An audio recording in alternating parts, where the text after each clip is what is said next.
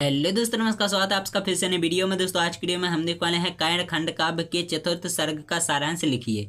तो चलिए दोस्तों देख लेते हैं। यह प्रश्न परीक्षा की दृष्टि से काफी ज्यादा इंपॉर्टेंट है। तो चलिए इस वीडियो को स्टार्ट करते हैं। तो चलिए दोस्तों अभी हम लोग देख लेते हैं चतुर्थ सर्ग, और यह है श्री कृष्ण और कायण के बारे में। तो दोस्तों कायण खंड काव्य के चतुर्थ सर्ग का नाम श्री कृष्ण और कायण है। और दोस्तों इस सर्ग का कथानक निम्न है। दोस्तों पांडव अधिकार स्वरूप अपना चुना हुआ राज्य मांगते हैं, और परंतु कौरवों को यह स्वीकार नहीं है, और दोनों पक्षों की ओर से युद्ध की तैयारियां होने लगीं। दोस्तों भीषण युद्ध की संभावना देखकर युधिष्ठिर ने श्री कृष्ण से युद्ध टालने का अनुरोध किया, और उनसे विनती की कि वह शांति दूत बनकर हस्तिनापुर जाएं और दुर्योधन को समझाने का प्रयत्न करें। दोस्तों श्री कृष्ण ने शांति दूत बनने का प्रस्ताव स्वीकार किया और हस्तिनापुर पहुंचे। उन्होंने अनेक युक्तियों से दुर्योधन को सुमार्ग पर लाने की कोशिश की, परंतु दोस्तों सब व्यर्थ सिद्ध हुआ, और दुर्योधन युद्ध करने की ठान चुका था। और लौटते समय श्री कृष्ण ने संकेत करके कायण को अपने पास बुलाया और अपने रथ पर बैठाया। उन्होंने बड़े ही प्यार से कायण को समझाया कि दुर्योधन स्वार्थी, दुराचारी और अधर्मी है। उसका साथ छोड़कर तुम पांडवों के पास आ जाओ, क्योंकि पांडव तुम्हारे भाई हैं। और उन्होंने रहस्य से पर्दा हटाते हुए कायण को बताया कि तुम राधेय नहीं कौंतेय हो, और पांडवों के ज्येष्ठ भ्राता हो। युधिष्ठिर सहर्ष तुम्हें सम्राट पद दे देगा, और तुम इस प्रकार इस भयंकर युद्ध को रोक सकते हो। दोस्तों श्री कृष्ण की बात सुनकर कायण की आंखों से आंसू बहने लगे। दोस्तों उसने श्री कृष्ण से प्रश्न किया कि यदि ऐसा ही था तो क्यों मुझे जीवन भर सूत पुत्र का अपमान, मतलब सूत पुत्र होने का अपमान सहना पड़ा।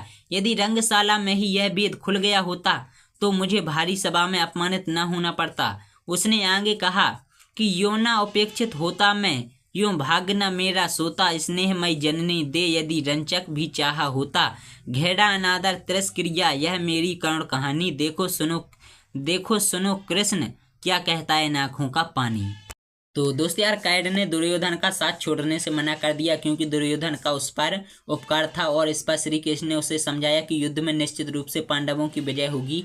तुम अर्जुन को मारने का अपना प्रण पूरा नहीं कर पाओगे। यह सुनकर कायण ने कहा कि मैं जानता हूँ कि जिधर आप होगे विजयश्री उसी ओर होंगी, परंतु मैं अपने मित्र दुर्योधन का साथ नहीं छोड़ सकता। हे कृष्ण, यह भी मत कहो कि अर्जुन दुर्दम है, वीरों में उत्तम है। यदि तुम अर्जुन का साथ ना दो तो वह वीरों की दुनिया का एक भिखारी मात्र है, और मेरे पास अब कवच कुंडल नहीं है, परंतु अब भी मैं अर्जुन को परास्त कर सकता हूँ। तथापि मैं यह भी जानता हूँ कि आप पांडवों के साथ है, इसलिए अर्जुन अवश्य मेरा काल बनेगा।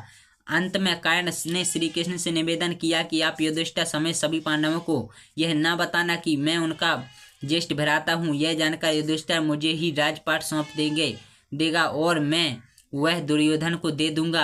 अंत में वह पांचाली के प्रति किए गए अधर्म और अत्याचार पर घोर दुख व्यक्त करता है। और श्री कृष्ण ने कायण को दुराग्रही कहा, परंतु कायण दुर्योधन का साथ छोड़ने के लिए तैयार नहीं होगा। तो दोस्तों आशा करता हूँ आप लोगों को वीडियो पसंद आएगी। वीडियो पसंद आए लाइक शेयर करना, चैनल को सब्सक्राइब जरूर कर लेना, और आगे की कहानी जानने के लिए आने वाली वीडियो जरूर देखना।